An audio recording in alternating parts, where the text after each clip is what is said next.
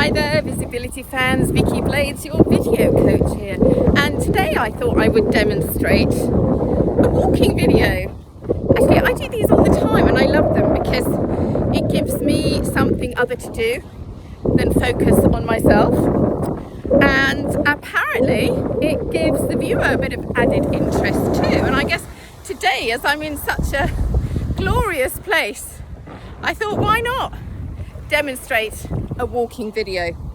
Now, it's not too difficult. I might need to look down now and again just to check that I'm not going to trip over on these boards, but you can do it too. And the best thing actually is to get a selfie stick. A selfie stick's really going to help just to keep it steady, keeps the camera that bit further away from you, and if you can angle it a bit like I'm doing now, sort of up, diagonally up, so that you're looking up into the device, then that's the most flattering angle as well. So get yourself a selfie stick, get yourself outside.